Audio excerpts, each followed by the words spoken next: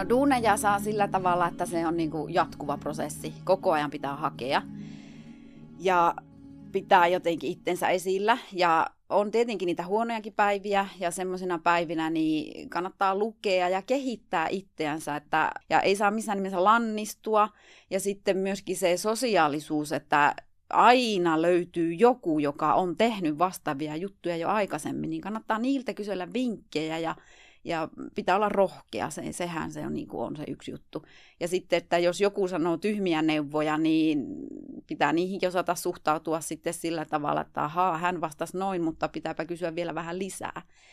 Ja se on vaan joku semmoinen sisäinen palo, mikä sieltä pitää itse ihmisestä sitten kaivaa ja ennen kaikkea uskaltaa. Ja takaisinhan pääsee aina. Niin mie ajattelen, että takaisin pääsee aina.